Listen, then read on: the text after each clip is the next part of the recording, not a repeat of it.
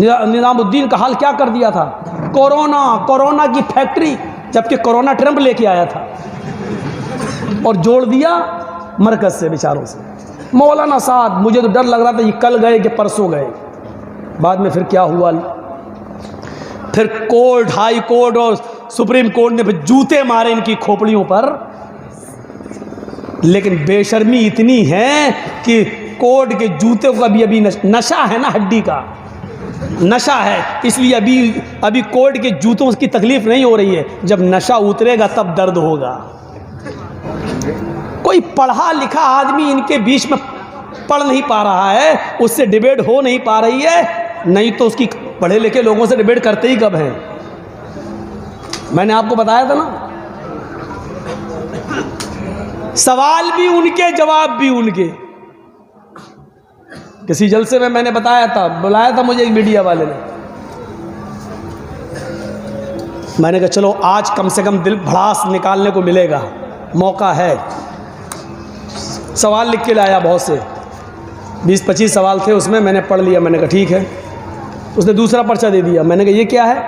कहा ये मैं सवाल करूंगा, जवाब आपको ये देना है। हमें क्या मतलब? सवाल भी आपके, जवाब भी आपके? कहने लगा हाँ। हमने कहा सवाल तो बहुत मुश्किल हैं, बहुत टफ हैं आपके, बहुत हार्ड हैं, लेकिन जवाब हम अपने हिसाब से देंगे, हम सवाल से नहीं घबरा रहे हैं।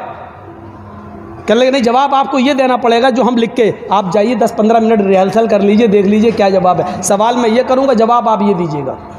मैंने कहा मेरा फ़ायदा? बोले आपको 10,000 रुपये दे देंगे। मैंने फाड़ दिया, उसी के सामने वो पर्चा फाड़ दिया।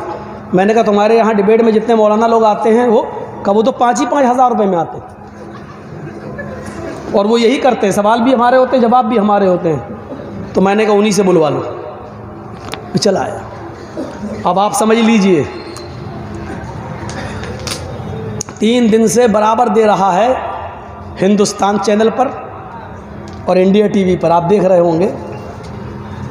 अरे 2-4 दिन कलियाचक में तकरीरें क्या कर दी। मुझे लग रहा है कि बीजेपी की इतनी नींद नहीं उड़ी जितनी मीडिया वालों की उड़ गई। हाय राम, ये क्या हो गया? मौलाना जर्जी सबको एक ना कर दे, बार बार उसमें दे रहा है ममता का मौलाना। टीवी पे हेडिंग चला रहा है, दिखा रहा बात ममता का मौलाना। मैंने नाम तक नहीं दिया, मैंने सिर्फ ये बात कही कि लोगों तुम बहुत समझदार हो, बड़े नुकसान से बचने के लिए छोटा नुकसान अगर करना पड़े तो कर देना। अगर आपके पैर में कैंसर हो गया है और डॉक्टर ने कह दिया पैर कटना है, अगर पैर नहीं कटाओगे तो जान जाएगी, तो आप अपनी जान बचाने के लिए पैर कटाना पड़ रहा है तो पैर कटा लेना, लेकिन जान बचा लेना। इस वक्त हम बंगाल में यही पोजीशन में है। बड़े नुकसान से बचने के लिए छोटा नुकसान करना पड़े तो कर देना, लेकिन बड़े नुकसान से अपने आप को बचा लेना। जानते हो इतनी बात कही तो क्या कह रहा मीडिया वाला? मीडिया वाला क्या कहता मालूम है? मौलाना ने फतवा दे दिया कि ओवैसी को हरा दो। मैंने किसी का नाम भी नहीं लिया। इसीलिए मैं कहता हूं ना कि कभी मैंने एक बार कह दिया था कि देश का प्रधानमंत्री चोर है, तो केस हो गया हमारे ऊपर। तो जब कटघरे में खड़े हुए तो सरकारी वकील बहुत हुज्जत करने लगा।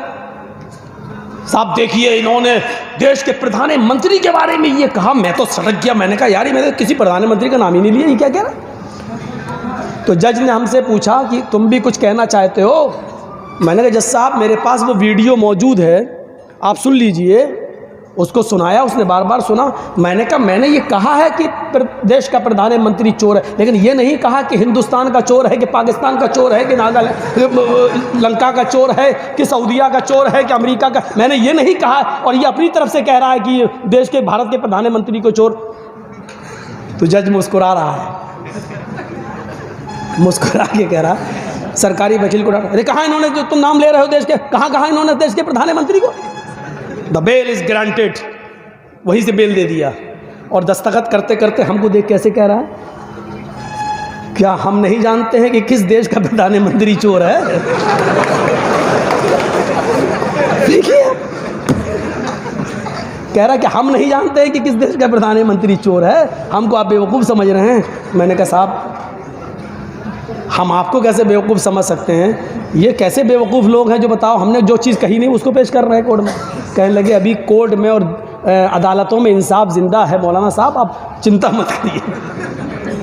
तो जो चीज़ हमने कही नहीं वो बार बार कह रहा ममता का मौलाना, ममता का मौलाना। ये तो अच्छा हुआ कि वो ममता का मौलाना कह रहा है। मीडिया वाले तो इतने बदमाश होते हैं कि ऐसा ना हो कि कह दें कि मौलाना की ममता, उल्टा ना कर दें, नहीं तो हम फंसे। इनकी खोपड़ी बड़ी खराब है, ये कब क्या कह दें। ये फिर मैंने उसका भी जवाब सोच लिया था, अगर कभी कहेगा कि मौलाना की ममता तो मैं कह दूंगा हमें ममता का भूखा कौन नहीं है भैया। पूरे हिंदुस्तान में हमें तो कहीं ममता मिली नहीं, जहाँ गए वहीं केस हुआ। हमको जहाँ ममता मिली, मोहब्बत मिली, हम वहाँ चले गए। ये मीडिया ऐसा लग रहा है जैसे चुनाव बीजेपी नहीं लड़ रही है, इंडिया टीवी वाला लड़ रहा है, हिंदुस्तान लड़ रहा है। अब सोचो कि कितनी हड्डियां डाली गई होंगी इन कुत्तों के सामने, और उन हड्डियों में कितनी लज्जत होगी कि ये तोड़ मरोड़ कर जो जुमले पेश कर रहे हैं। हर जगह गाली सुन रहे हैं, किसान आंदोलन में गाली सुन रहे हैं, मीडिया वाले भगाए जा रहे हैं, चप्पलें पड़ रही हैं, जूते पड़ रहे हैं, लेकिन हड्डी का मजा इतना है कि ये बेइज्जती समझ ही नहीं रहे हैं अपने। टेस्ट ऐसा लग गया है, कभी तो उतरेगा नशा, शुरुआत तो हो ही चुकी है तुम्हारी। तो शयनशान का माना होता है सोने की जगह जहां सुला दिया जाए, यानी कब्रिस्तान। अल्लाह की कसम, हिंदू धर्म को आप पढ़ेंगे तो हिंदू भाइयों को आप अपने गले से लगाएंगे कि जो बातें कुरान में और हदीस में हैं वही हिंदू भाइयों में। आप कभी नफरत नहीं करेंगे किसी हिंदू भाई से, और ना हिंदू किसी मुसलमान से। ये इन पॉलिटिकल लीडरों का मामला है, ये हम लोगों को एक नहीं होने देते। देखा मरकज़ में ऑपरेशन जब डॉक्टर करता है तो सुन कर देता है ना उस जगह को, तो ऑपरेशन हो जाता, दर्द नहीं। जब नशा उतरता है तब आदमी को दर्द होता है। जब ये हड्डी डाली गई है, उन हड्डियों का नशा उतरेगा तब दर्द इनको महसूस होगा कि हमने इस देश को कहाँ पहुँचा दिया है, इस सोने की चिड़िया को हमने कहाँ पहुँचा दिया है, कहाँ पहुँचा दिया है, तब दर्द। हिंदू धर्म और इस्लाम को पढ़ने के बाद आप हिंदू भाइयों से कहोगे यार जो चीज़ हमारे अंदर वो आपके यहाँ है। आप हर मुसलमान उनको दावत देगा और उनको अपने करीब करने की कोशिश करेगा, लेकिन होने ही नहीं देते, ये लोग नहीं होने देते। अब बताइए हम ही एक मौलाना उसको मिले, बार बार ममता का मौलाना, ममता का। अल्लाह रहम करे, अल्लाह इस मीडिया वाले को अक्ल सलीम अता फरमाए, सद्बुद्धि प्रदान करे। तो मंत्र पढ़ा दिया मैंने, बता दिया शहनशान का मतलब कब्रिस्तान। तो तौहीद हिंदू धर्म में भी है। अब बताइए इससे बड़ी तौहीद होगी? इससे बड़ी, एकम ब्रह्मा, इस ब्रह्मांड दुनिया को बनाने वाला एक ही है, दूसरा नहीं। इससे बड़ी तौहीद कहीं होगी? जिस तरह एक प्यार करने वाली पत्नी का एक ही पति होता है, उसी तरीके से सच्चे भक्त का एक ही ईश्वर होता है। जिस तरह बहुत से मर्द रखने वाली पत्नी नहीं बेशिया कहलाती है, ऐसे ही बहुत से देवी देवताओं पर विश्वास करने वाला, उनको मानने वाला वेश्या समान होता है। इससे बड़ी तौहीद कहीं होगी? कुरान करीम अपने अंदाज में उस तौहीद को पेश करता है, इन्नल्लज़ीना तदऊना मिन दूनिल्लाहि लन यख़्लुक़ू ज़ुबाबन वला यज्तमऊ लह। अल्लाह को छोड़कर ये जिनको पुकार रहे हैं, जिनसे मदद मांग रहे हैं, जिनसे बेटा बेटी मांग रहे हैं, अल्लाह का आस्ताना, अल्लाह का दरवाजा छोड़कर, अल्लाह का दर छोड़कर ये जिनसे भी मांग रहे हैं, लन यख़्लुक़ू ज़ुबाबन, वो एक मक्खी भी पैदा करने की ताकत नहीं रखते। वला यज्तमऊ लहू, अगरचे वो सब की सब मिल जाएं, यानी कश्मीर से कन्याकुमारी तक और बरेली से बगदाद तक सब अपने जिंदे मुर्दे पीरों वलियों को सबको इकट्ठा कर ले, सब जिंदे मुर्दे सबको ही जमा कर ले, ये सब मिल जाएं तो एक मक्खी भी पैदा नहीं कर सकते हैं। फिर का मक्खी पैदा करना और उसमें जान डालना तो बहुत बड़ी बात है। इन यस्लुबहुमुज़्ज़ुबाबु शैअन ला यस्तनक़िज़ूहु मिन्हु, अगर मक्खी इनकी खाने पीने की चीज पर बैठकर थोड़ा सा लेकर उड़ जाए, अरे मक्खी कितना ले जाएगी? आप हलवा खा रहे हैं और बैठ गई और लेके उड़ गई, तो मक्खी कितना लेके जाएगी? मक्खी है, कितना लेके जाएगी? अल्लाह कह रहा है ये जिनको पुकार रहे हैं वो तो इतने कमजोर हैं, मक्खी इनकी जिस चीज पर बैठकर जो थोड़ा सा ले गई, अभी उस मक्खी को पकड़ के जो चीज ले गई उससे वो चीज छीन भी नहीं सकते, वो वापस भी नहीं ले सकते। जो मक्खी का कुछ नहीं बिगाड़ सके वो तुम्हारा क्या बिगाड़ेंगे?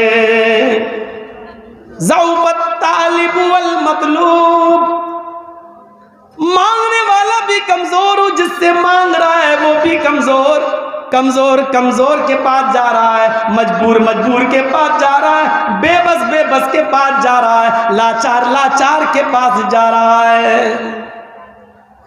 एक चीज ये हो गई। इस्लाम की दूसरी खूबी, इस्लाम की दूसरी खूबी क्या है? इस्लाम दीन रिसालत है,